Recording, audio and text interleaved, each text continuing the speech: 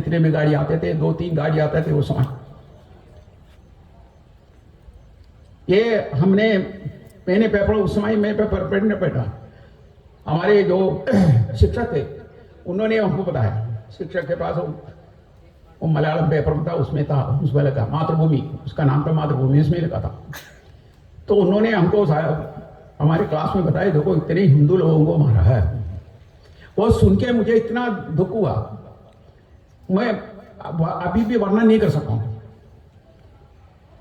I was in tears, मेरा आंखों से इतनी मैं रो रहा था, क्योंकि ऐसा क्यों हो रहा है और हमने क्या गलती किया, हमारे हिंदू लोगों ने क्या गलती किया, क्यों इनको मारना है। हम भारत का क्या है, विशेषता क्या है, विविधता में एकता, ये हमारे विशेषता है, हम सबको मानते हैं। सर भारत में भारतवासी प्रार्थना करते हैं सर्वे भवन्तु सुखिनः, और कोई नहीं करता। हम चाहते हैं हमारे पूरे विश्व में सब लोग अच्छे रहना चाहिए। सर्वे भवन्तु सुखिनः, सर्वे सन्तु निरामया, सर्वे भद्राणि पश्यन्तु मां कश्चित् दुःखं वा भवेत्। किसी प्रकार का दुख नहीं होना चाहिए, ये हमारा है।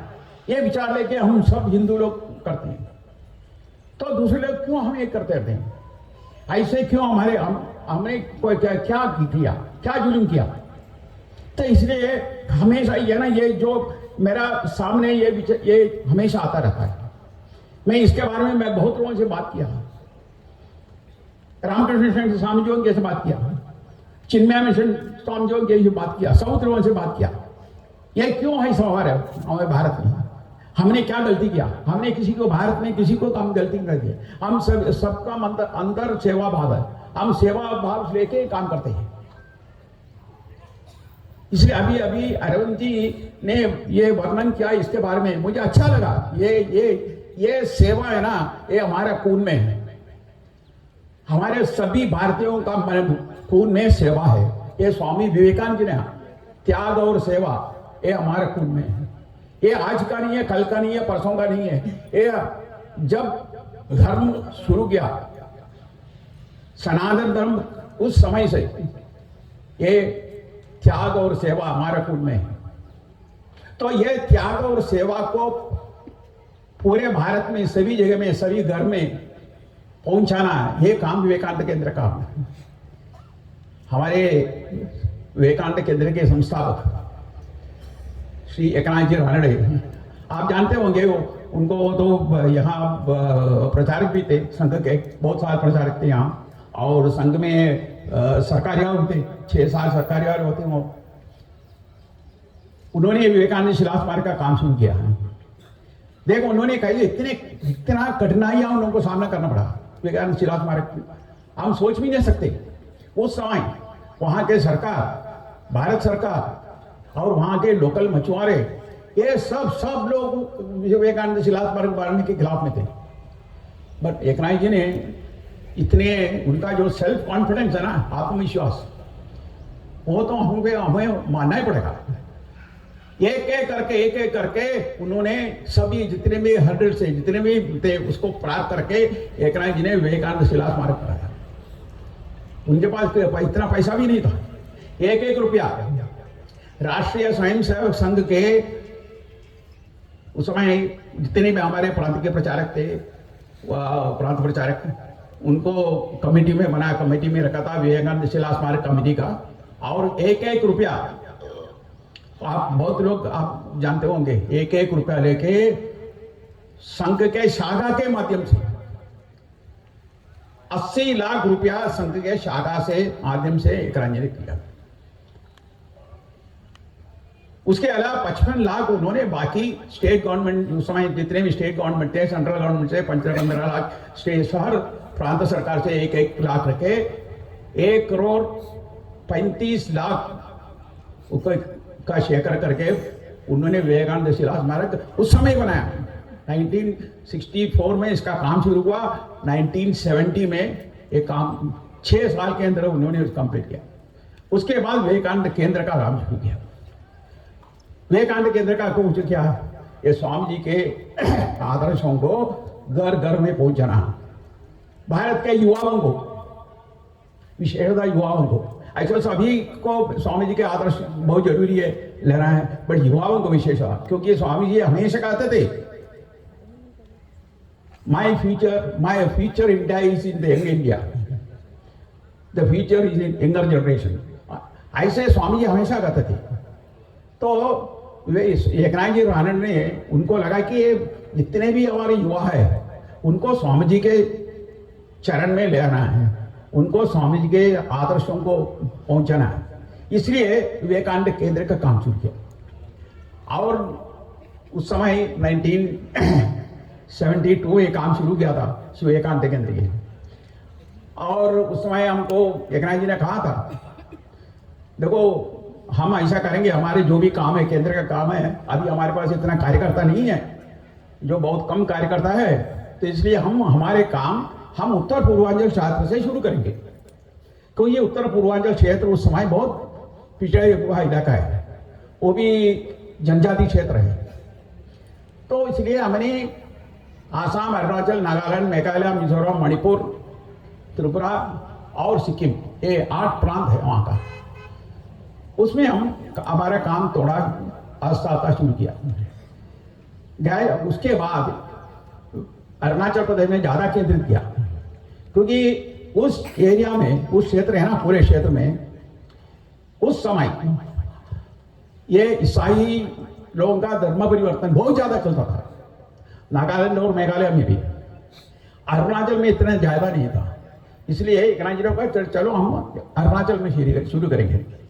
तो इसलिए विवेकानंद केंद्र का आसाम, अरुणाचल प्रदेश में भी और नागालैंड में भी तो कुछ हिस्से में काम किया और मणिपुर में शुरू किए।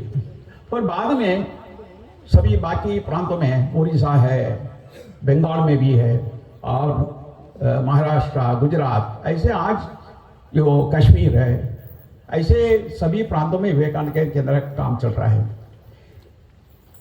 ईश्वरानुग्रह से विवेकानंद केंद्र के लिए पूरे भारत में लोगों को सहायता मिलता है, क्योंकि लोगों को सबको मालूम है स्वामी विवेकानंद जी ने उनके जो वाणी है वही भारत को इतना प्रेरणा दिया और भारत को स्वतंत्रता दिया।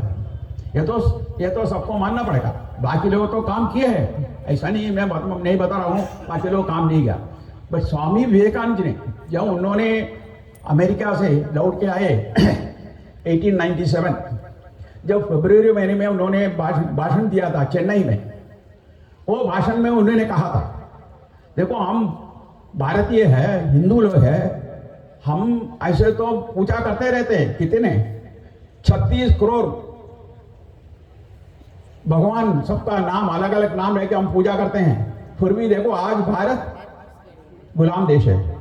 इसलिए अभी हमें क्या करना चाहिए, ये सभी भगवान को कुछ समय अलग रखो, एक ही भगवान हमारे लिए वो भारत माता है, हम सब मिलकर भारत माता के लिए काम करेंगे, भारत माता के लिए काम करेंगे और इस देश के लिए आने वाले 50 साल हम काम करके इस देश को हम स्वतंत्र देंगे। 1897 में स्वामी जी ने कहा चेन्नई में, और 1947 50 साल के बाद भारत का स्वतंत्र हुआ। बट भारत का स्वतंत्र होने के बाद जो शासन में आए थे उन्होंने स्वामी विवेकानंद जी को भूल गए। आज जितनी समस्या है देश में, ये जिहादिया जो भी चल रहा है भारत देश में, हिंदुओं के इतने अटैक हो रहा है, इसका कारण क्या है, क्योंकि हमने स्वामी विवेकानंद जी को भूल गया। हमारे पाठ्यक्रम में स्वामी जी के बारे में कुछ भी नहीं कहा। हमारे जो जितने नवा युवक है उनको स्वामी जी के बारे में कुछ नहीं कहा,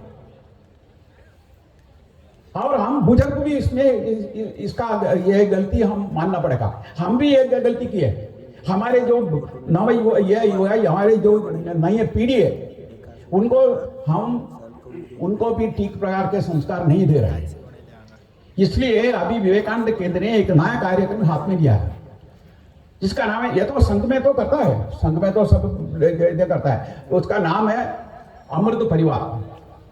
हम कैसे एक हिंदू परिवार को हम अमृत परिवार करेंगे, अमृत माने इटर्नल फैमिली परिवार, इसका नींव है त्याग और सेवा, जैसे स्वामी विवेकानंद जी ने कहा। तो स्वामी विवेकानंद जी के ये त्याग भाव और सेवा भाव लेके हमें पूरे भारत में लोगों को सेवा करना है और भारत को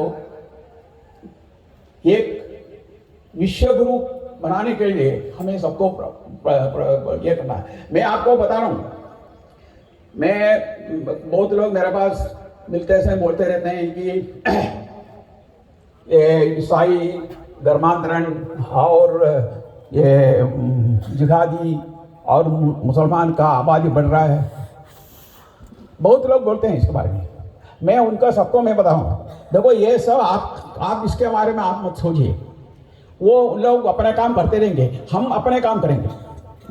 हमारा काम है हम हमारे हिंदू जनता, हिंदू भाई वहां को उनको सुदृढ़ करना है, हमारे युवाओं को सुदृढ़ करना है, उनको स्वामी विवेकानंद जी के आदर्शों को उनके सामने रखना है। बाकी ये है ना, जितनी भी ये मैं हमेशा कहता हूँ, हमारे जितने भी ये मानव निर्मित जो पंथ है, तो ईसाई हो या इस्लाम हो या बाकी जो भी हो, ये सब एक दिन मिट जाने वाला है। क्योंकि जो ईश्वर निर्मित है वो ये रहेगा, वो हिंदू धर्म है, ये सनातन धर्म है, ये हमेशा के लिए है। बाकी जितने भी है आप चाहे तो लिख के रखेंगे, आने वाले अभी 25 साल के बाद हमारे भारत के 100 साल होने वाला, अभी 75 हो गए, 100 साल में भारत में आप आज आपका डायरी में नोट करेंगे कि इतने ऑप्टिमिस्ट से मैं बता रहा हूँ, सकारात्मक विचार से मैं बता रहा हूँ, 2047 में भारत विश्व गुरु होगा, अखंड भारत होगा और भारत के सब पूरे विश्व में उन्हीं धर्म होंगे, वो सनातन धर्म होंगे। बाकी जितने ही धर्म है वो सब सनातन में आकर मिल जाएंगे, क्योंकि ये मानव निर्मित कुछ भी नहीं रहेंगे, क्योंकि ये सबको एक दिन जाना है। ऐसे हम भी मानव है, हमको भी जाना है एक दिन। ऐसा सर जो ईश्वर निर्मित है वो शाश्वत है, वो शाश्वत है, वो हमेशा ही, वो धर्म है जिसको हम सनातन धर्म कहते हैं, वो शाश्वत है। बाकी सब है ना, एक ना एक दिन या एक दिन वो चले जाएंगे, नहीं तो इसके साथ मिल जाएंगे।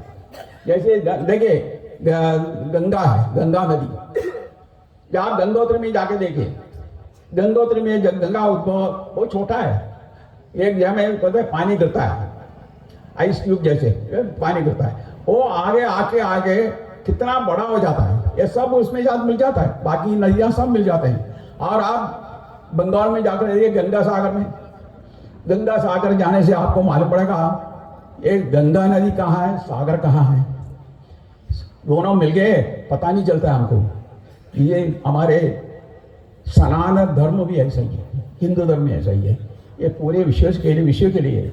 इसलिए एक दिन आप इसमें से जितने भी युवा है वो लोग तो जरूर रहेंगे, वो देखेंगे भारत विश्व गुरु होगा।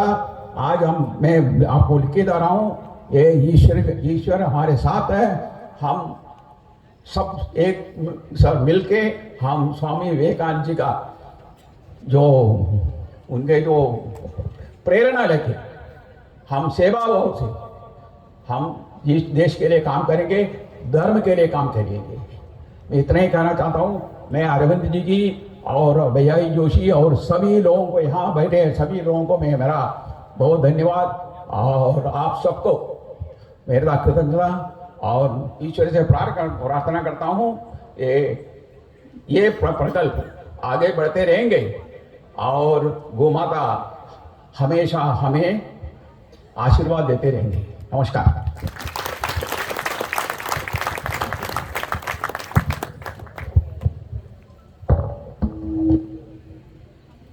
मान्यवर बालकृष्णन जी को हृदय से साधुवाद। उन्होंने धर्म और सेवा का उपदेश यहाँ किया है और आज यहाँ जो घोषणा उन्होंने की है एक विश्वास के साथ में कि आप अपनी डायरी में नोट कर लीजिए, 1947 में 2047 में भारतवर्ष अखंड होगा और विश्व गुरु होगा। ये सामान्य घोषणा नहीं है, ये माँ नर्मदा ने आपके श्रीमुख से घोषणा कराई है, साक्षी है। स्वामी विवेकानंद की चेतना से अनुप्राणित होकर के जैसा रावी के तट पे किसी दिन घोषणा हुई थी, उसी समय उसी काल के अंतराल में मां नर्मदा के तट पे घोषणा हुई है। आपका इस हेतु बहुत बहुत अभिनंदन और साधुवाद। भारत माता की जय। हमारे मध्य में वैदिक हिंदू धर्म की हमारे मध्य में हमारे सबके मार्गदर्शक, और जैसा मैंने पूर्व में कहा कि नव भारत के निर्माण के पुरोधा राष्ट्रीय स्वयंसेवक संघ के कार्यकारी मंडल के सदस्य और निवर्तमान सरकार्यवाह माननीय श्री भैया जी जोशी उपस्थित हैं। अनेक प्रकल्प आपकी प्रेरणा और आपके मार्गदर्शन में कार्य कर रहे हैं। और सबसे बड़ी घटना जो न केवल भारत के लिए, पूरे विश्व भर के लिए एक उदाहरण है, वह है श्री राम मंदिर का निर्माण जो आपके मार्गदर्शन में चल रहा है। हम सबका सौभाग्य है कि इस अवसर पर हमारे बीच में उपस्थित हैं। मैं उनसे निवेदन करूंगा कि वे हम सभी को उद्बोधन देकर के कृतार्थ करें। मान्यवर भैया जी।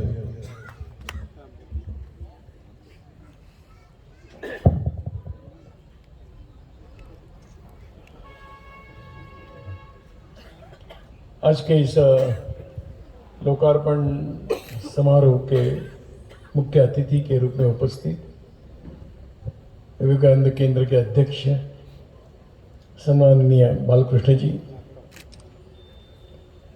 माधव आश्रम इस न्यास के अध्यक्ष आदरणीय अरविंद जी जोशी जी, जिनके पिताजी के स्मृति में अपना कर्तव्य निभाने के भाव से इस भवन को जो रूप दिया गया है, उसमें जिनका महत्वपूर्ण भूमिका रही, ऐसे आदरणीय मनोहर जी देव, इस सारे परिसर के हम सबके परिचित सम्माननीय शिवाजीराव होलकर जी, और मंच पर उपस्थित भालचंद्र जोशी जी। मंच की एक मर्यादा के कारण काफ़ी लोगों को नीचे बिठाया है। वास्तव में स्थान उनका यहाँ पर है। ऐसे सभी महानुभाव, इस कार्यक्रम में उपस्थित सभी सज्जन वृंद, बहनों तथा भाइयों, आज के इस कार्यक्रम के कई योग है। मां नर्मदा का पावन तट है। जिस महापुरुष ने इस देश को और समाज को एक स्वाभिमान देने का प्रयास किया, ऐसे राष्ट्रीय स्वयंसेवक संघ के द्वितीय स्तर संघचालक परम पूजनीय श्री गुरु जी का नाम इस केंद्र के साथ जुड़ा हुआ है। गौ सेवा का एक श्रेष्ठ माध्यम हाथ में लिया। कई प्रकार की योजनाएं बन रही और उसी योजना की श्रृंखला में स्वामी विवेकानंद ध्यान केंद्र, मुझे लगता है कि ये जो श्रृंखला चली है मां नर्मदा से लेकर और ध्यान केंद्र आज जो बना है, वो एक बहुत समुचित समन्वित एक दिशा ध्यान में आती है। बालकृष्ण जी ने बहुत ही विश्वास के साथ और स्वामी विवेकानंद जी के वाणी का उपयोग करते हुए इस देश के भविष्य की बात कही है। मैं समझता हूं कि दुनिया में कई प्रकार के देश, समाज, उनका अस्तित्व रहता है। शास्त्र और विज्ञान ये बताता है कि यहाँ पर पृथ्वी पर आया है तो उसका कुछ दायित्व है, और दायित्व पूरा होने के बाद उसका यहाँ पर रहने का कारण समाप्त हो जाता है और वो चले भी जाते हैं। ऐसे दुनिया के कई देश, कई जाने जाने वाले समाज समूह रहे हैं जिनका नाम लेने वाला आज कोई नहीं रहा।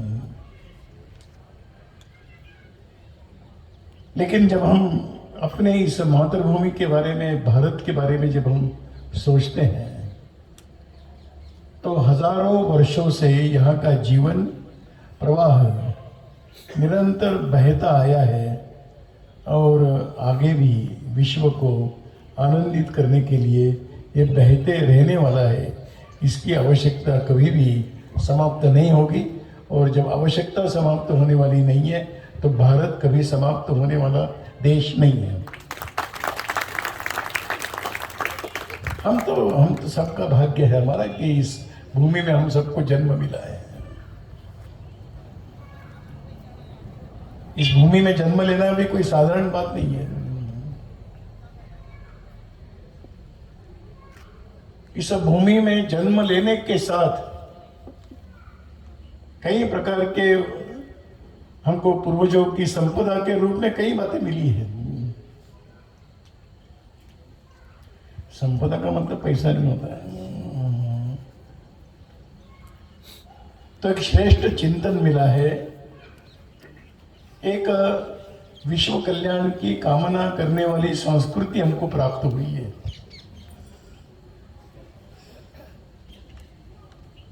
देश के लिए मर मिटने वालों की एक लंबी परंपरा के हम अंग है।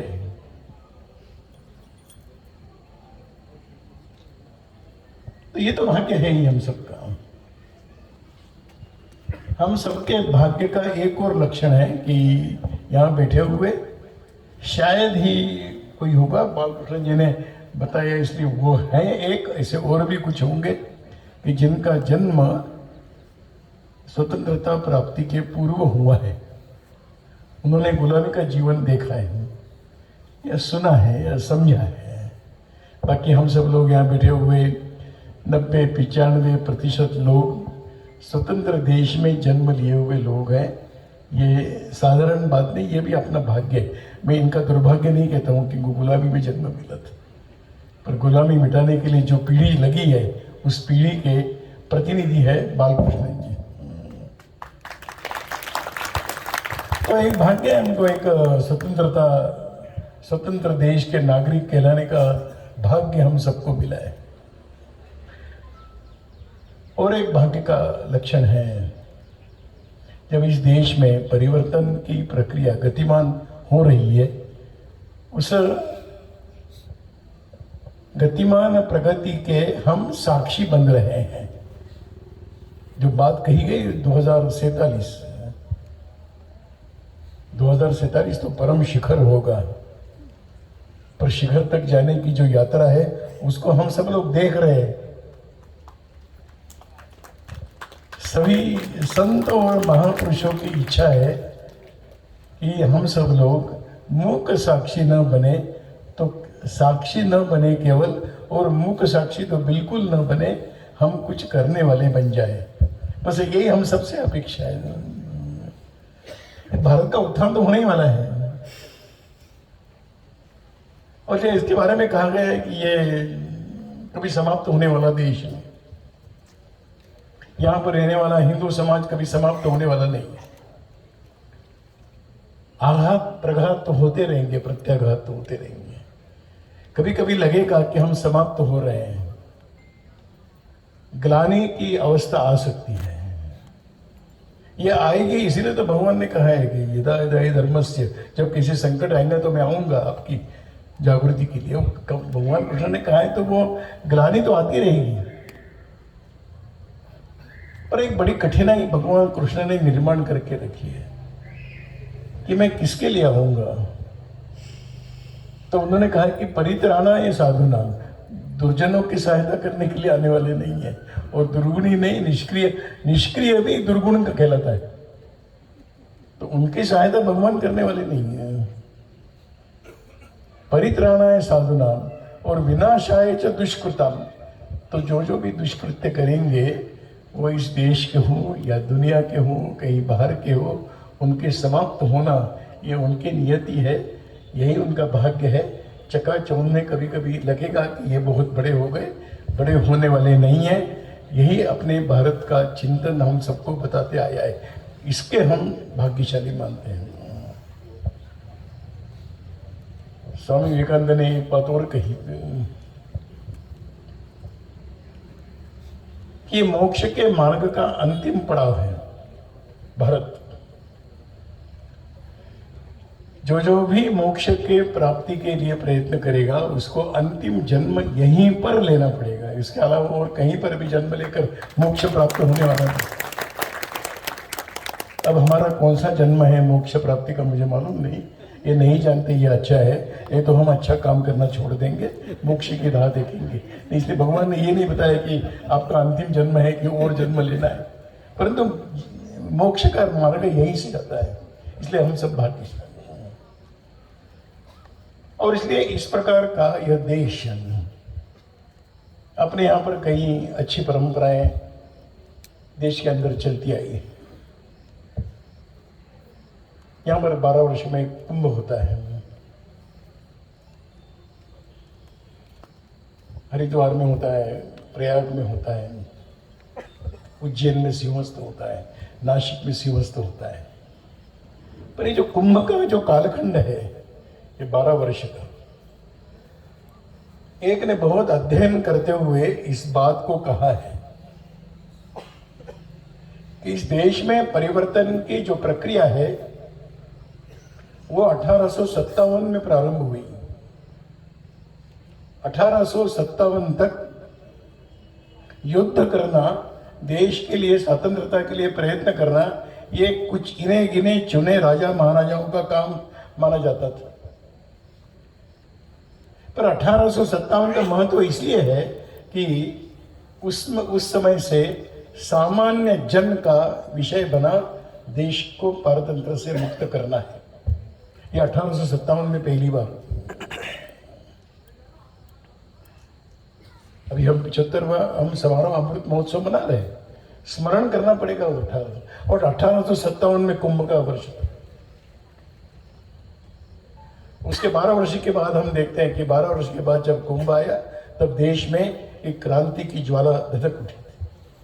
जितने भी बड़े बड़े क्रांतिकारक है, आद्य क्रांतिकारक वासुदेव बलवंत फड़के जी का नाम लेते हैं, उनका जन्म उनका काम उसी कालखंड में प्रारंभ हुआ। उसके 12 साल के बाद जब कुंभ आया उस समय वंदे मातरम की घोषणा उस कालखंड में हुई।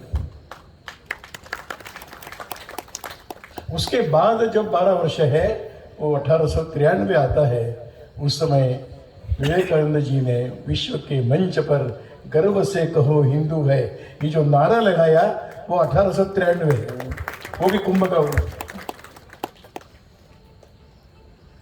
2005 में फिर एक बार इस देश के अंदर लोकमान्य तिलक उनके नेतृत्व में एक स्वदेशी का बहुत बड़ा आंदोलन चला।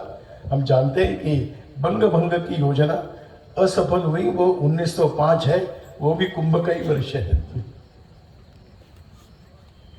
1917 ऐसी घटनाओं को अगर हम देखेंगे तो हम अनुभव करते हैं कि 17 के बाद 2029 है। 2029 में इस देश के अंदर हिंदू जागरण की लहर चल पड़ी, जिसमें संघ जैसे कार्य का प्रारंभ उसी कालखंड में हुआ। 41 का वर्ष आता है जब क्विट इंडिया भारत छोड़ो आंदोलन करने का बीज डाला गया। 1953 का कालखंड आता है कि कहीं ना कहीं फिर भारत स्वतंत्र होकर अपने गणतंत्र दिवस मनाने की स्थिति में 1952 में आए। स्वतंत्र तो हुए हम 47 में, पर संविधान बना, संविधान लागू किया गया 1950 में। 1952 ये पहला लोकतंत्र की स्थापना का वर्ष है कि पहला चुनाव निर्वाचन भारत के अंदर हुआ। इस देश की सरकार कौन बनाएगा? जन सामान्य बनाएंगे। 64-65 आते आते हमने पाकिस्तान के साथ लड़ाई की, पाठ सिखाया है। भारत की एक विशेषता है, 48 के बाद जो भी युद्ध हुए हैं उसमें भारत हमेशा जीता है। केवल एक काला दाग है, वो 1962 का है, जब चीन के साथ हम जीत नहीं पाए। बाकी किसी भी हम युद्ध में पराजित नहीं हुए। खोया तो नेता होना है, वो बात छोड़िए, मैं उसके अंदर अभी नहीं जाऊंगा। और इसी क्रम को चलते चलते 2013 का वर्ष भी कुंभ का वर्ष था और 2013 हम जानते हैं इस देश में एक ऐतिहासिक परिवर्तन आया जिसके हम सब लोग केवल साक्षी नहीं बने, तो हम सब लोगों ने उसके लिए प्रयास भी किया। तो 2013 के बाद इस देश की राजनीति, इस देश की देश नीति, राष्ट्र नीति में परिवर्तन आया। आज देश एक गौरव के स्थान पर पहुंच गया है और आने वाला कुंभ 2025 का है, जिस दिन सारे गुलामी का प्रतीक नष्ट करते हुए सम्मान के साथ भगवान राम के मंदिर पर हम पताका लहराते हुए देखने वाले हैं। जय जय श्री राम। अब हम बीच में 12 वर्ष क्या करें, अगले 12 वर्ष की राह देखें, ऐसा नहीं चलेगा। क्या कुंभ में सब होने वाला है? नहीं। इस प्रकार के अवसरों में बीच के कालखंड में जो समाज में जो भिन्न भिन्न प्रकार के कार्य चलते, उसका परिणाम होता है कि कुंभ के वर्ष में एक नया परिचय भारत का विश्व को होता है और ये सिलसिला चलने वाला है जब तक, ऐसा कहा गया कि भारत विश्व गुरु नहीं बनेगा तब तक ये सिलसिला चलने वाला है और वो बनेगा। ये श्री अरविंद की वाणी है, ये स्वामी विवेकानंद की वाणी है, ये यहाँ के सामान्य जन का आत्मविश्वास है। ये हम करेंगे, हम इसको प्राप्त करके रहेंगे। और इसलिए एक इतिहास का अध्ययन, हम इतिहास में रमने वाले लोग नहीं, इतिहास से पाठ लेकर वर्तमान की समीक्षा करते हुए भविष्य का स्वप्न देखकर उसको साकार करने के लिए जी जान से जुटने वाले लोग हैं। और इसलिए भारत, हमको उसकी चिंता नहीं है कि भारत तभी खत्म हो जाएगा, चीन कब्जा कर लेगा, पाकिस्तान क्या करेगा, अमेरिका क्या करेगा। दिन ब दिन समाचार सुनते हैं, क्या फिर भारत गुलामी की ओर जाएगा। अब भारत का गुलामी की ओर जाने का कालखंड बहुत कभी आएगा तो आएगा, मालूम नहीं, अब नहीं है, अब नहीं। और इसलिए यह एक, मैंने कहा कि 1857 से लेकर एक जन सामान्य की सहभागिता, इसका ये केंद्र बिंदु बना है समाज जीवन में। आज जितने भी अच्छे काम चलते हैं, कौन कर रहा है? सामान्य से सामान्य व्यक्ति अपना योगदान देने के लिए आगे आता है, वो प्रेरणा प्राप्त करता है, सुनता है, देखता है, आवश्यकता का अनुभव करता है और अपनी ऊर्जा लगाने के लिए आगे आता है। आर्थिक योगदान केवल योगदान नहीं होता है बंधुओं, आर्थिक योगदान तो एक दिखाई देने वाली चीज है, बस इतना ही है। लेकिन तन मन, हमारे यहाँ पर जो कहा जाता है कि तन मन और धन, धन तो बाद में आता है, तन और मन लगाने की बात है। और भारत के सांस्कृतिक मूल्य इतने गहरे हैं कि यह तन और मन लगाने की प्रक्रिया भिन्न भिन्न प्रकार के संस्कारों के माध्यम से चलती आई है।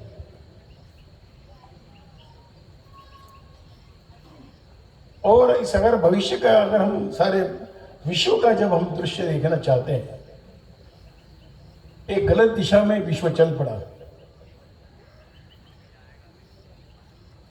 अर्थ और काम के पीछे भागते भागते अपनी सब शुद्ध बुद्ध खोकर केवल अर्थ और काम को ही जीवन का महत्वपूर्ण बनाने के कारण हम पशुता की ओर गए। भारत तो मानव की ओर जाना चाहता है, मानवत्व को लेते जाना चाहता है, परंतु पश्चिम के संस्कारों का, विचारों का, तंत्र का इतना प्रभाव हमारे जीवन पर है कि हम मनुष्यता से हटकर नीचे गिरकर पशुता की तरफ जा रहे हैं। यह हम सबके लिए चिंता का विषय है। प्राकृतिक संसाधनों पर मालिकी किसकी है? यह आज होड़ है, स्पर्धा है। क्यों अमेरिका ईरान इराक में जाना चाहता है? क्यों अपने पैरों के तले चीन जैसा देश और दबाना चाहता है? कभी ताइवान की तरफ देखेंगे, कभी यूक्रेन की तरफ देखेंगे। चाहते क्या है? भारत के अंदर विदेशी कंपनी आती, क्यों आती है?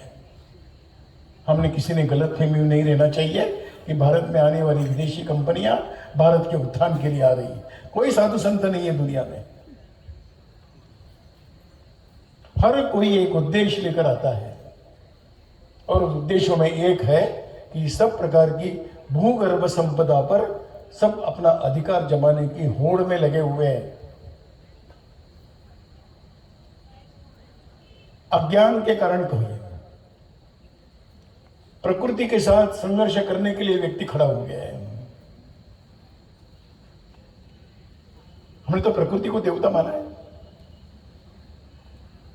हम नदियों की पूजा करते हैं, हम पशु पक्षियों की पूजा करते हैं, हम पेड़ों में देवता देखते हैं, हम चींटी को भी मरने से बचाते हैं। महिलाएं जाती है, आटा डालकर आती है, चीनी डालकर आती है, क्यों डालती है?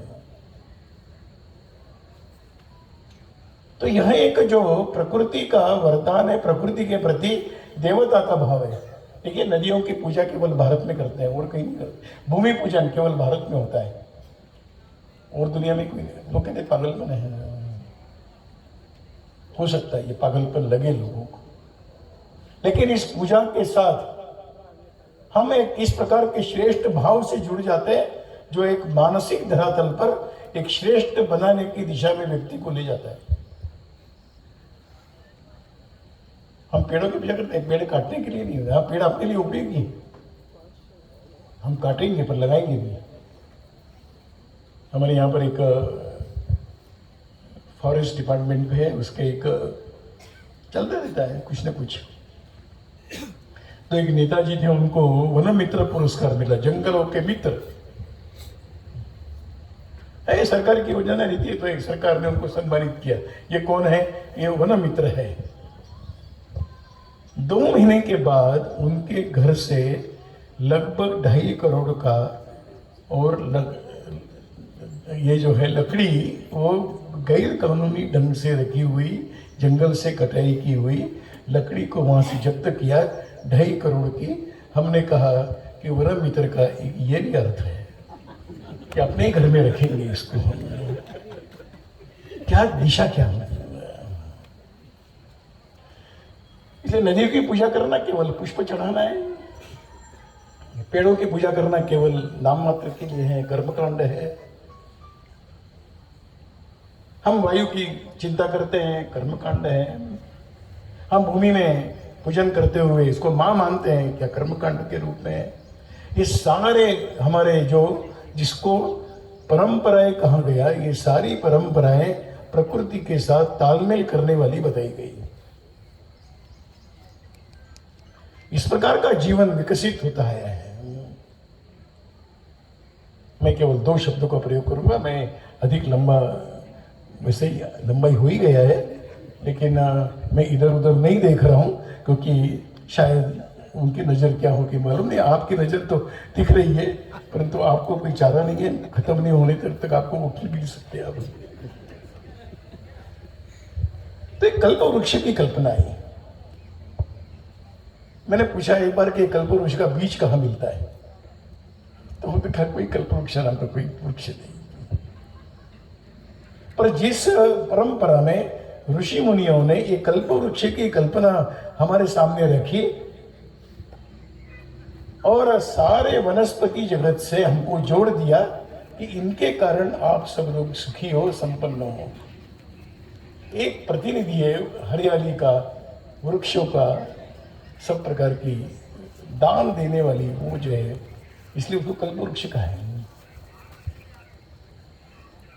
दूसरा शब्द चला कामधेनु। कामधेनु नाम की कोई नस्ल नहीं है भरत, तो मैंने तो नहीं देखी अभी तक। कि कामधेनु आया कहां से? कामधेनु नाम की अगर नस्ल नहीं है, कल्प वृक्ष नाम का पेड़ नहीं है, तो ये शब्द आए कहां से? तो ऋषि मुनियों ने, प्राचीन लोगों ने हमको कहा कि ये वृक्ष तुम्हारे जीवन का हिस्सा है और तुम्हारी सब कामनाओं को, कल्पनाओं को, आपके आकांक्षाओं को पूर्ति करने वाला ये है, इसको पूजा करो। और कामधेनु कहते हुए पशु जगत का भी मानव जीवन से संबंध है, इसलिए पशु जगत का भी सम्मान करना है, उसका प्रतीक है कामधेनु। इसलिए यहाँ पर केवल गाय की पूजा नहीं होती, तो नाग देवता की भी पूजा होती है। तो मालूम है कि दूध पीकर विषय ही देने वाला है, फिर भी माता है नाग को दूध क्यों पिलाती है? तो मालूम है, छोड़ देते हैं जंगलों में जाकर, क्योंकि प्राणी जगत यह भी मनुष्य के सारे सृष्टि का मनुष्य के साथ उसका भी अधिकार है। और इसलिए इस प्रकार की कल्पनाएं जिस भारत के अंदर रही, उस भारत को भारत बनाए रखना ये चुनौती तो है। आज लोग कहते हैं अमेरिका बनाएंगे, भारत का जापान बनना चाहिए, भारत को चीन जैसा आगे बढ़ जाना चाहिए। एक बहुत बड़े संत ने कहा है कि भारत को अमेरिका बनाने की कोशिश मत कीजिए, वो अमेरिका बनेगा नहीं, भारत भी नहीं रहेगा। चीन जैसा बनाने की कोशिश मत कीजिए, ये चीन बनने वाला नहीं है, बनने की आवश्यकता नहीं है। आज अगर चुनौती है कि भारत को भारत कैसे बनाए रखेंगे, इसको हम स्वीकार करेंगे। और इसलिए उस भारत को भारत बनाए रखना है तो यहाँ की सब छोटी मोटी चीजें महत्वपूर्ण है। सबका अपना अपना एक महत्व है। गौशालाएं उसका प्रतीक है, देवालय उसके प्रतीक है, नदियों के स्नान उसके प्रतीक के रूप में है, पेड़ों की पूजा उस प्रतीक के रूप में है। और इसलिए इस प्रकार का जीवन हमारा चलना चाहिए। ऐसे अंतिम बात बताकर मैं मेरी बात पूरी करता हूँ। भारत का प्राचीन गंभीर चिंतन है। फिर स्वामी जी का स्मरण होता है यहाँ पर कि उन्होंने एक बार कहा कि चिंतन ये अविवादित है, उसके बारे में सोचने की कोई आवश्यकता नहीं। इतना वैश्विक, इतना मौलिक, इतना शाश्वत चिंतन उन्होंने किया है, इसके बारे में हमको कोई सोचने की आवश्यकता नहीं। प्रश्न है इस चिंतन की जो नींव है, उस नींव पर जो हिंदू समाज भारत नाम का जो भवन खड़ा है, वो भवन जर्जर हो गया है, उसको ठीक करना है। नींव के बारे में, इसलिए चिंतन के बारे में हमारे मन में कोई संभ्रम होने की आवश्यकता नहीं, जरा साम्यवाद को लेकर देखेंगे, पूंजीवाद को लेकर देखेंगे, कोई आवश्यकता नहीं है। और इसलिए यह चिंतन, जब कोई चिंतन होता है तो वो कभी कोरा नहीं रहता। चिंतन के आधार पर जीवन के मूल्य तय होते हैं जो यहां पर स्थापित हुए। सत्य है, प्रामाणिक है, न्याय है, परस्पर सहयोग है, हम सब एक की भावना है, ये जीवन के मूल्य हैं। और इस मूल्यों को आचरण में लाने वाले लोग, उसको यहां पर जीवन शैली कहा गया है। आज अगर कुछ आवश्यकता है तो उस चिंतन को ध्यान में रखते हुए अपने मूल्यों को समझना और मूल्यों के अनुसार अपनी दिनचर्या बने, अपना जीवन बने, इसके लिए प्रयत्न करना, यही हम सब भारतीयों का प्रथम कर्तव्य है। ऐसे काम चलते हैं, समाज का सहयोग मिलता रहता है। मैं अरविंद जी के एक वाक्य से असहमत हूँ। अरविंद जी ने कहते कहते कह दिया, हम जैसे तैसे चला रहे हैं। नहीं, जैसे तैसे नहीं चलते काम अच्छे ही चलते हैं। और जैसे तैसे कहने की आवश्यकता नहीं, ये हम अच्छे ही कर रहे हैं, इस भाव को और अधिक अच्छा करने की बात आती है। इसलिए जैसे तैसे नहीं चलेंगे, समाज के काम अच्छे ही चलते हैं, अच्छे ही चलने चाहिए। विश्वास हम का सबका समाज के ऊपर है। मैं समझता हूँ कि माधव आश्रम की जो भी कल्पना है, उस कल्पना को साकार करने वाले यहाँ पर लोग हैं। राणा प्रताप का महत्व है तो भामाशाह का भी है, तो भामाशाह भी रहते हैं तब राणा प्रताप खड़े होते हैं। तो मैं समझता हूँ कि राणा प्रताप कौन है, भामाशाह कौन है, आप सब लोग जानते हो। तो राणा प्रताप बनो, नहीं तो भामाशाह बनो, जो भी कुछ बनना है बनेंगे। इस प्रकार का संकल्प ये कार्यक्रम हमको देगा। विवेकानंद ध्यान केंद्र हम सबको इसी की ओर ध्यान आकर्षित करने वाला केंद्र रहेगा, इस विश्वास के साथ। और आयोजकों ने मुझे यहाँ पर आने का अवसर दिया, इसलिए आयोजकों को धन्यवाद। आप सब लोगों के अंदर की जो इस प्रकल्प के प्रति जो श्रद्धा है, उस श्रद्धा को नमन करते हुए मेरी बात पूरी करता हूँ।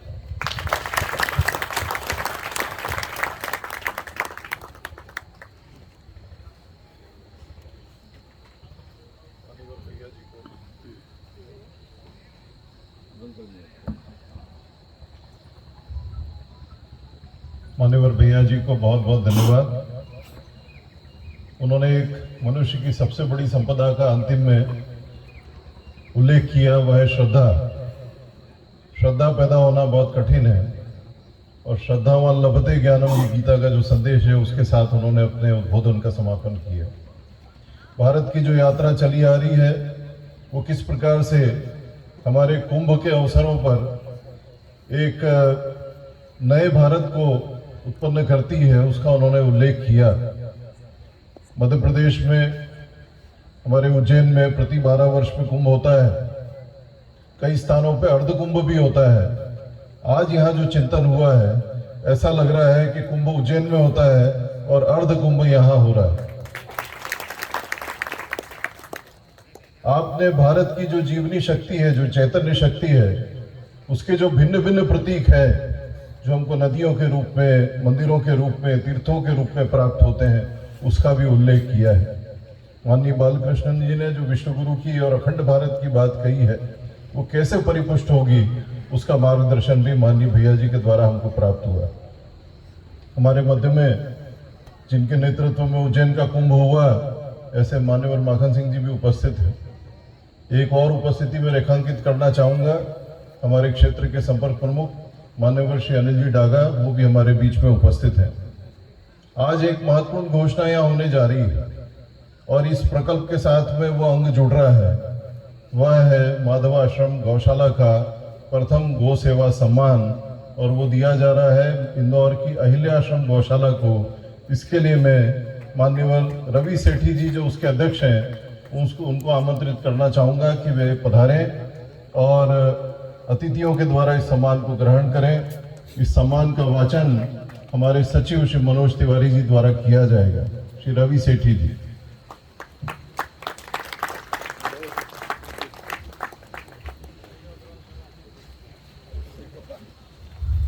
हमारे राजेश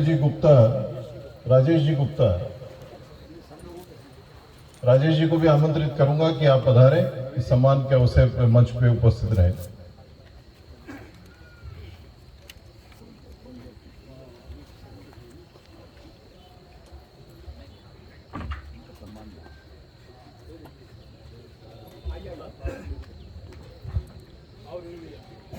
सम्मानीय मंच, संतवर्ण के चरणों में प्रणाम। गौ सेवा सम्मान श्री रवि सेठी अहिल्या माता गौशाला इंदौर माधवाश्रम न्यास के वार्षिक उत्सव विवेकानंद ध्यान केंद्र के लोकार्पण में अपने सहभागिता की। यह हमारे लिए अत्यंत हर्ष का विषय है कि आपने अपने शिक्षा कौशल से गौशालाओं को आत्मनिर्भर व स्वावलंबी बनाने में अपना महत्वपूर्ण कार्य किया है। आपको माननीय भैया जी जोशी व बालकृष्णन जी के विवेकानंद केंद्र के मुख्य अतिथि में आयोजित सम्मान के शुभारंभ के अवसर पर राष्ट्र की गौशालाओं को आत्मनिर्भर और सुदृढ़ बनाने में आपकी सतत रुचि व निरंतर जागरूकता को हम प्रणाम करते हैं। माधवाश्रम न्यास परिवार मंडलेश्वर आपको गौरवमयी परंपरा के अनुसार बारंबार प्रणाम करते हुए गौ सेवा सम्मान से सम्मानित करते हुए गौरव का अनुभव करता है। अध्यक्ष श्री अरविंद जी जोशी, माधवाश्रम न्यास मंडल।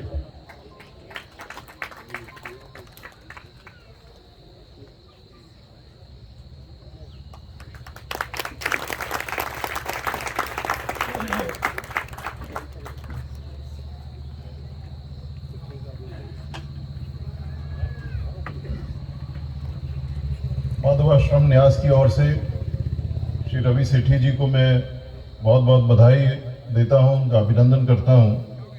और कार्यक्रम के अंत में हमारे दो संत महानुभाव यहाँ पे हैं, उनका संक्षिप्त आशीर्वचन हम प्राप्त करेंगे। पर उसके पूर्व हमारे मान्यवर शिवाजी राव होलकर जी, वह भी दो शब्द कहना चाहते हैं। सर्वप्रथम मैं उनको निमंत्रित करूंगा।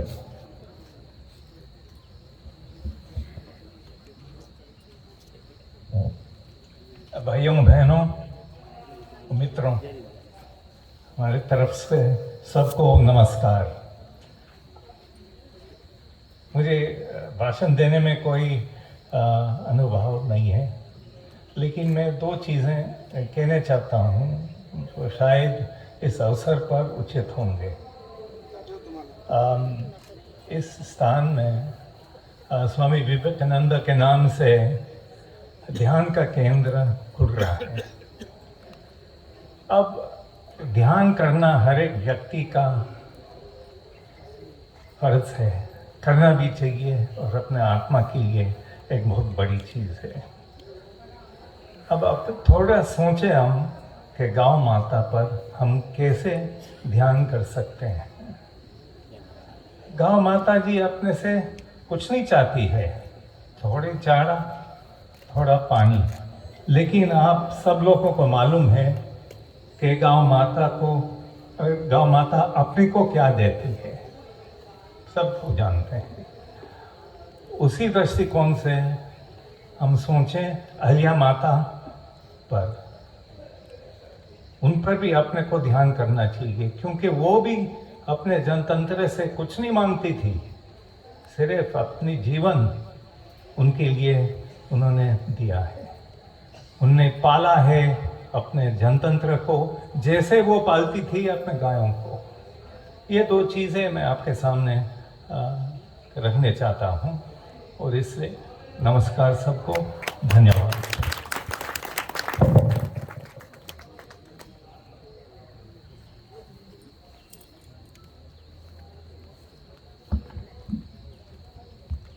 बहुत बहुत धन्यवाद मान्यवर होलकर जी।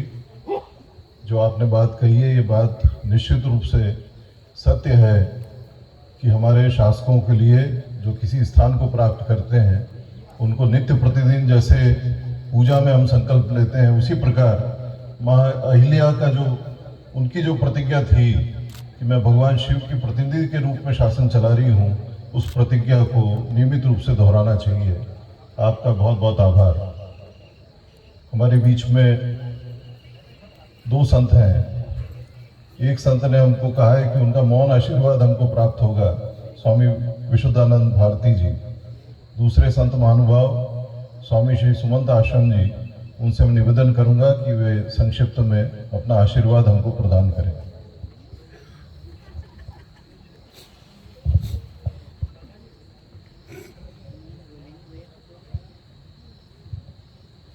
नमो नारायण। ध्यायेद्दायानुबाहुं धृतशरधनुषं बद्धपद्मासनस्थं पीतं वासो वसानं नभकमलदलस्पर्धिनेत्रं प्रसन्नं वामाङ्कारूढसीता मुखकमलमिलल्लोचनं नीरदाभं नानालङ्कारदीप्तं दधचमुर्जटा मंडनम रामचंद्रम इति ध्यानम। इसीलिए परमहंस रामकृष्ण परमहंस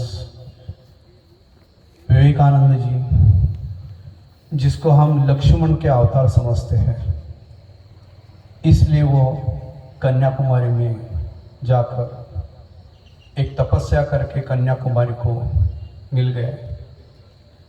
इसी तरह अब रेवा तट पर नर्मदा के यहाँ बालकृष्ण अध्यक्ष महाराज के स्वरूप में आज यहाँ ये नींव रखी गई है। हमारा उज्जवल भवितव्य और हमारा पूरा सहयोग आप माननीय भैया जी जोशी, हमारी एक स्फूर्ति जैसे कि अरविंद जोशी, हमारी एक प्रेरणा जैसे कि अहिल्याबाई होलकर और उनके वंशज, ये सब मिलकर हम अगर इकट्ठे किए तो बहुत अमृत महोत्सव में हम आज एक पहला स्रोत, भोजन की पहली एक घटा एक माँ से हम ले रहे हैं। बस इतना ही कहता हूँ। नमो नारायण, नमो नारायण।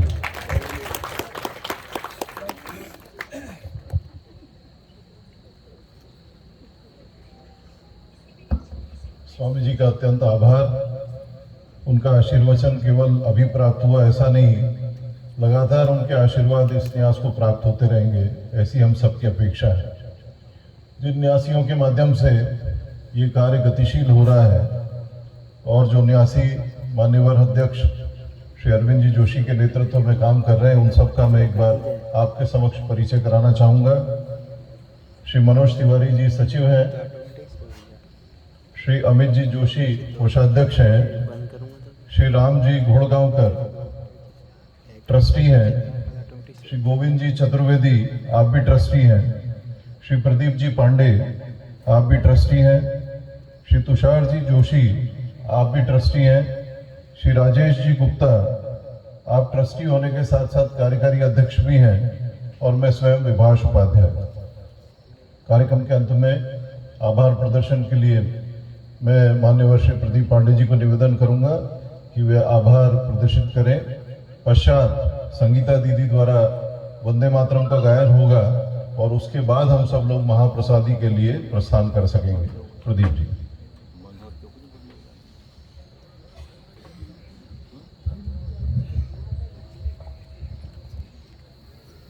भारत माता के चरणों में प्रणाम। एक ऐसा मंच जो राष्ट्र को प्रेरणा देता है और जन समुदाय उसके अंदर ऊर्जा भरता है। हम भाग्यशाली हैं कि इस पंडाल में बैठ के ऐसी वाणी का श्रवण कर रहे थे। मुझे लगता है कि संतों के चरणों में प्रणाम करके जो मेरे भाई हैं, मित्र हैं, विभाष जी, जिन्होंने इस पूरे कार्यक्रम के अंदर हर क्षण हर पल जो बातें बोली गई उसको स्मरण कराया, तो आभार के लिए मुझे लगता है कि निरंतर अपने जीवन का कण कण जिसने भारत माता को दे दिया, ऐसा अगर कन्याकुमारी का हमारा विवेकानंद केंद्र है तो मैं ऐसे अध्यक्ष श्री ब्राज कृष्ण जी के चरणों में प्रणाम करके, उन्होंने यहाँ जिस अवस्था में है वो, पर आवाज कितनी बुलंद है और भाव उसके अंदर ये लगता है कि पूरे भारत के अंदर स्वामी विवेकानंद जी की वाणी उनके मुख से निकलती है। मैं उनके चरणों में प्रणाम करता हूं और न्यासी होने के नाते माधवा आश्रम की तरफ से उनका आभार व्यक्त करता हूं। वह और बाबा महाकाल से प्रार्थना करता हूं स्वस्थ रहें, आशीर्वाद देते रहें, युवाओं की प्रेरणा बनते रहें, तो हम सबको लगेगा कि ऐसा अद्भुत स्तंभ के रूप में निरंतर हमारा मार्गदर्शन करें। ऐसे ही अभी देवी अहिल्या जी की बात हुई। मुझे लगता है कि जिस माटी पे अभी हम खड़े हैं, जिस मां नर्मदा के दर्शन कर रहे हैं, तो फिर ऐसे परिवार के होलकर ऐसे हमारे बीच में सदस्य बैठे हैं जिनकी रगों में भी समर्पण है, जिनकी रगों में भी राष्ट्रभक्ति है। मैं उनको भी नमन करता हूं, उनका भी आभार व्यक्त करता हूं। और एक परिवार जो आजादी के पहले जहां से चले और फिर इस देश के अंदर राष्ट्र के लिए अलग जगाने की काम, पिता के दिए हुए संस्कार, ऐसे दवे परिवार के चरणों में भी मैं प्रणाम करता हूं और सभी परिवार से उपस्थित बंधु का, मातृशक्ति का मैं आभार व्यक्त करता हूं। और निरंतर इस बहती हुई जिस शाम को हम ढलते ढलते देख रहे हैं, तो मंच पे 3 भाई बैठे हैं और इन तीनों भाइयों के चरणों में प्रणाम करते हुए मुझे गर्व महसूस होता है कि जीवन कैसा होना चाहिए, और अगर वो जीवन का स्वरूप है तो हर एक के अंदर कोई ना कोई ऐसा गुण है जिसने इस भारत माता की तपस्या की है, तप किया है, आरती उतारी है। और ऐसे आरती उतारने वाले पूरे परिवार के चरणों में मैं प्रणाम करता हूं। और ये निरंतर हमको ऊर्जा देने का काम, जिस प्रचारक शब्द से पूरा भारतवर्ष के अंदर ये ध्यान में आता है कि संस्कृति क्या है, जीवन शैली क्या है और राष्ट्र का महत्व क्या है, प्रकृति का महत्व क्या है, ऐसा सारा मार्गदर्शन देने वाले हमारे सबके प्रेरणा स्रोत भैया जी, उनका भी मैं इस अवसर पर न्यास की तरफ से आभार व्यक्त करता हूं। अरविंद जी क्या तप आपने देखा है, वाणी का उनका अपना संचालन है, और हर एक व्यक्ति के बारे में उनका एनालिसिस है। मुझे अभी एक वर्ष हुआ है और इस न्यास के अंदर इस पंडाल में ऐसे बहुत सारे बंधु बैठे हैं जिन्होंने निरंतर पसीना बहाया है और इस काम को इस स्वरूप में खड़ा करा है। मैं ऐसे सभी बंधुओं का भी आभार व्यक्त करता हूं। पर जब मुझे लगता है कि अरविंद जी के बारे में एक छोटी सी बात मन में आई है, वो भी बोल ही दूं। क्या है कि आभार का क्षण जिस पल होता है तो लोगों को लगता है कि अब अगली सूचना जल्दी मिले और कार्यक्रम समाप्त हो।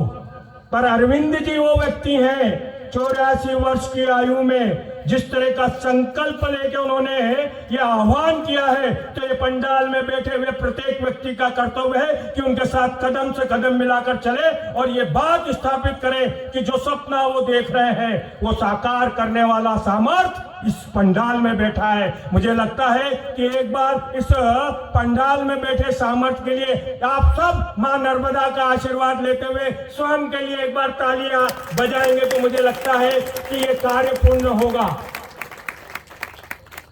मुझे एक बात और मन में है कि राष्ट्रीय स्वयंसेवक संघ की जब बात करते हैं तो हमारे क्षेत्र के संपर्क प्रमुख श्री अनिल जी डागा भी यहाँ बैठे हैं, मैं उनको भी प्रणाम करता हूं। और जब हम ये कहते हैं कि समर्पण का परिकाष्ठा क्या होती है, तो राष्ट्र के लिए जीवन देते हुए निरंतर स्वयंसेवकों का निर्माण, व्यक्तित्व का निर्माण, ऐसा जो भाव है उस भाव को प्रकट करने के बाद संघ के स्वयंसेवक कदम से कदम मिला के चलते हैं। मैं उनका भी आभार व्यक्त करता हूं।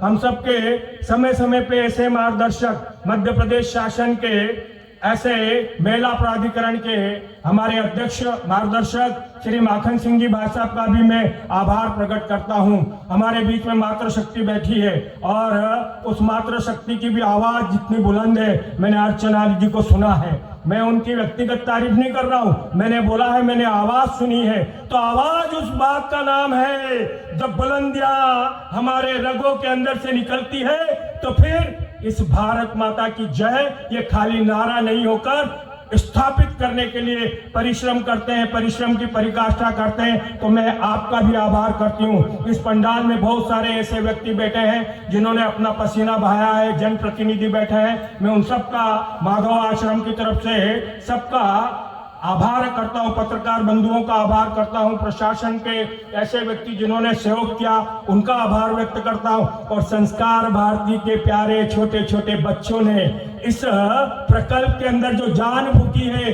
भारत माता की आरती के रूप में, उन सब का भी मैं आभार व्यक्त करता हूं। और मातृशक्ति के चरणों में प्रणाम करते हुए अंत में एक छोटी सी बात बोल के इस आभार का समापन करना चाहता हूं।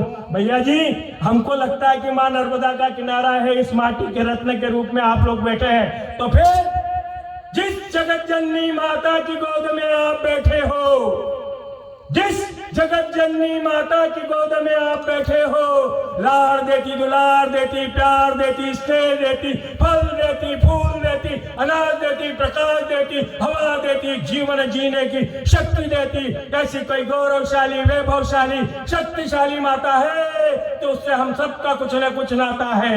अलग अलग माँ की कोख से जरूर पैदा हुए, अलग अलग माँ की कोख से जरूर पैदा हुए, पर हम सबका खून का रंग अगर लाल है तो हम सबकी एक माता है, वो है जगत जननी भारत माता। तो एक बार भारत माता की सबका आभार। और अगली सूचना विभाग जी देंगे।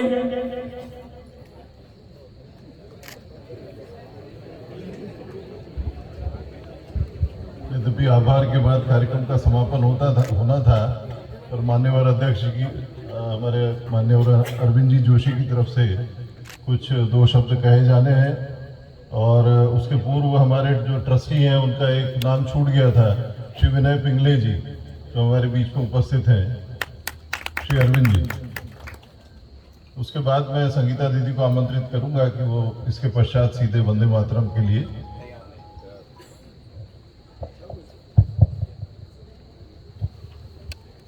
आभार के बाद में भार नहीं डाला जाता, तो मैं भार डाल रहा हूँ। वो भार डालने का उद्देश्य केवल इतना ही है कि इस प्रकल्प के लिए कुछ घोषणाएं हुई है। आप सबको उसकी प्रेरणा मिले, इसलिए मैं उसकी प्रकट कर रहा हूँ।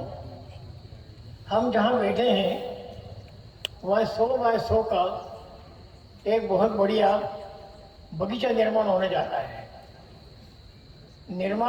बगीचा निर्माण करना, उसके अंदर माँ नर्मदा की मूर्ति स्थापित करना, इसकी जिम्मेदारी देव साहब ने ली है। वो योजना करीब 9-10 लाख रुपए की है। आपका दायित्व आपने लिया है। दूसरी घोषणा ऐसी है कि हमारे क्षेत्र के राज्यसभा सदस्य माननीय सुमेर सिंह जी सोलंकी आज वो तमिलनाडु में भाजपा की बैठकों में व्यस्त है, आ नहीं पाए, किंतु उन्होंने ये जो अतिथि गृह बन रहा है उसमें 6-6 लाख के 3 कमरे निर्माण करने का संकल्प लिया है। और एक बात, इंदौर के महापौर श्री पुष्यमित्र भार्गव, उन्होंने कहा है कि वो यहाँ के लिए कुछ न कुछ बड़ा काम करके जाएंगे। ये 3 घोषणाएं आप सबको बताना चाहिए।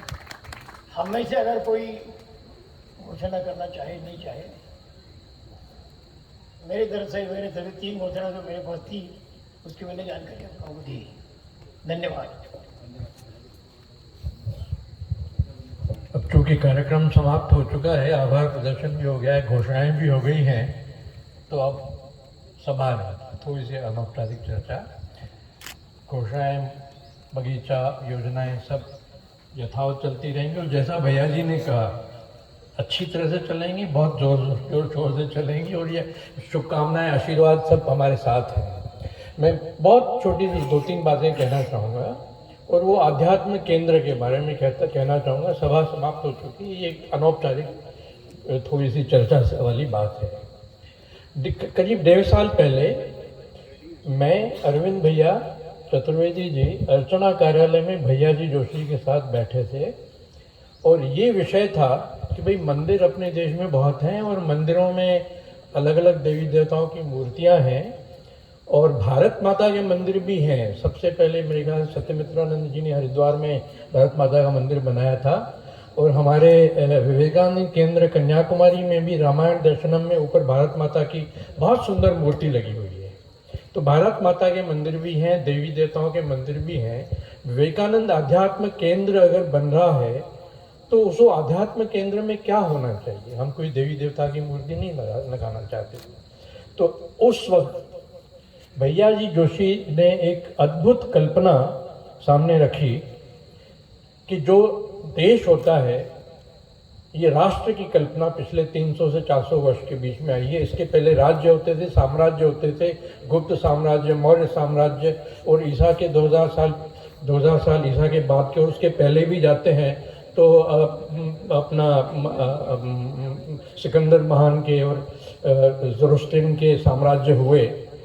तो ऐसी स्थिति में संक्षेप में तथ्य ये था कि भाई भौगोलिक सीमाएं समय के साथ परिवर्तित होती रहती हैं।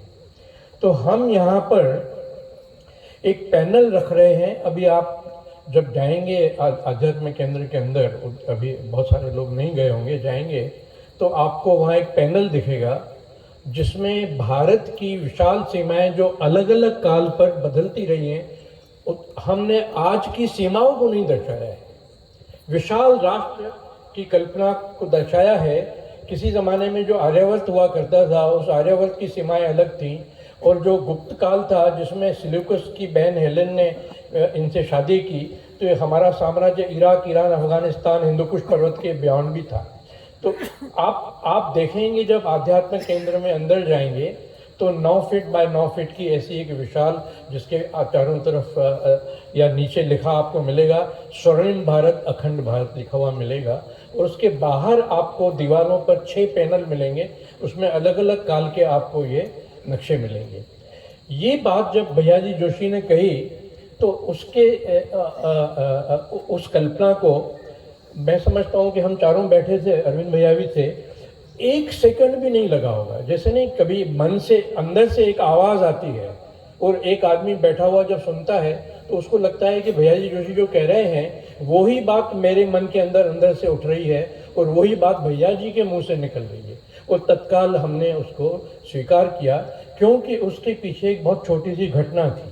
मैं ये घटना विशेष करके कहना चाहता हूँ, और वो घटना कहना बहुत ज़रूरी है क्योंकि वो अद्भुत घटना का इसके साथ सामंजस्य था, तालमेल था। किसी ज़माने में हमारे यहाँ पासपोर्ट बनाने के लिए लखनऊ जाते थे, 1967 मेरे ख्याल से 77 के पहले की बात है। और लखनऊ जब मैं पासपोर्ट बनाने के लिए गया, भैया मेरे साथ थे, दिलीप भैया मेरे साथ थे, मेरी बहन भी मेरे साथ थी शोभा। तो पासपोर्ट ऑफिस में उस ज़माने में एप्लीकेशन देते थे, इंटरव्यू भी होता था, बातचीत भी होती थी। तो मैंने उसमें लिखा था जन्म स्थान जैकोबाबाद भारत। तो पासपोर्ट अधिकारी से मेरी बहस हुई, उसने मुझे कहा कि नहीं ये तो भारत नहीं, ये तो पाकिस्तान है। तो मैंने कहा भाई पाकिस्तान का जन्म नहीं हुआ था जब मेरा जन्म हुआ, Pakistan was not born when I was born. बोले पर आज तो वो पाकिस्तान में है, तो इसलिए मैं जन्म स्थान आपका जैकोबाबाद पाकिस्तान लिखूंगा। मैंने कहा मुझे स्वीकार नहीं है, मैं पाकिस्तान में नहीं जन्मा हूँ। 15 मिनट की हमारी बहस हुई और उस बहस के बाद नतीजा ये निकला कि हम दोनों ने इस बात पे सहमति हुई हमारी कि उसने जैकोबाबाद, जन्म स्थान जैकोबाबाद, देश मतलब कंट्री ऑफ बर्थ, उसमें उसने लिखा है अनडिवाइडेड इंडिया, अविभक्त भारत। तो भाई साहब मैं उस अविभक्त भारत की संतान हूँ और मेरे पासपोर्ट पर आज भी उस पासपोर्ट की रिन्यूअल होती चली है, उस पासपोर्ट पर आज भी अविभक्त भारत ही लिखा हुआ, अनडिवाइडेड इंडिया, और वो मैंने लड़ कर लिया। तो ये घटना मेरे दिमाग में थी और जब भैया जी जोशी ने कहा अखंड भारत का नक्शा, तो मुझे लगता था कि मेरे अंदर की आत्मा में से आवाज़ अब जो है वो भैया जी के मुख से निकल रही है, और हमने तत्काल स्वीकार किया। और ये आपको वहाँ पर देखने को मिलेगा। और यह जो आत्मा की आवाज़ थी जो भैया जी के श्रीमुख से निकली, और आज बालकृष्ण जी के आशीर्वाद से उन्होंने जो कहा है, तो ये अखंड भारत का सपना आप आने वाले, और जो उन्होंने 25 वर्ष कहे हैं, मैं तो समझता हूँ शायद उसके भी पहले 15 वर्ष में पूरा हो जाए। हम इस अखंड भारत को अवश्य देखेंगे, क्योंकि ये जो भौगोलिक सीमाएं हैं ये कृत्रिम हैं, ये किसी पश्चिमी देशों की योजना के अंतर्गत डिवाइड एंड रूल की पॉलिसी में ये सीमाएं हमको थोपी गई हैं, और ये थोपी गई सीमाएं अधिक समय नहीं चलती हैं। मैं भ्रमण बहुत करता हूँ, घूमता फिरता बहुत हूँ। आज से करीब 20 साल पहले एक बार ट्रेन में ट्रेवल कर रहा था, एक जर्मन मेरे साथ था। उस वक्त जर्मनी 2 भागों में था, विभाजित था, बर्लिन अलग था और बाकी जर्मनी अलग था। तो वो ट्रेन में बैठे गपशप करते हुए उसने मुझे ये निश्चित समय दिया था कि 7 वर्ष के अंदर हम दोनों जर्मनी एक हो जाएंगे, और वो हुआ। मैं उस वक्त यकीन नहीं कर रहा था, पर हुआ। पर वो उसकी जो बात है मुझे आज भी याद है। तो ऐसे ही हमारा भारत भी जो विभाजित हुआ है वो एक होगा। बातें बहुत हैं, हमारी सभा समाप्त हो चुकी है, और चूँकि भाषण देने का मेरे को हक नहीं है, ये तो एक अनौपचारिक चर्चा में मैं कुछ बात कहना चाहता था, तो मैं इस निवेदन के साथ अपनी बात समाप्त करूँगा कि आप इस आध्यात्म केंद्र में अंदर अवश्य जाएं, इस पैनल को देखें, पैनल के बाहर के नक्शे को देखें, और अलग अलग कालखंड में देश की सीमाएं जो विस्तृत होती रही हैं, संकुचित होती रही हैं, बर्मा भी हमारा हिस्सा था, जो बैंकॉक और थाईलैंड जो है, आप ताज्जुब करेंगे, उसकी राजधानी आज बैंकॉक है, लेकिन बैंकॉक से 50 किलोमीटर की दूरी पर जो उनकी असली राजधानी 2000 साल तक रही है, उसका नाम भी अयोध्या ही है। आप चाहें तो कंफर्म कर सकते हैं। तो मैं विश्वास करता हूँ कि बालकृष्ण जी के, भैया जी के आशीर्वचनों से हमारा ये सपना अवश्य साकार होगा। धन्यवाद। हमारे बीच में एक न्यासी हमारे जिनका नाम लेना रह गया था, श्री महेंद्र पाटीदार जी, वो भी उपस्थित है। अन्य कोई कार्यक्रम नहीं है। जो कुछ कार्यक्रम हुआ उसके लिए मैं प्रदीप जी की ओर से आभारी हूँ। अब मैं वंदे मातरम के लिए दीदी को आमंत्रित करूंगा। सब लोग अपने स्थान पर खड़े होकर के वंदे मातरम गायन करें।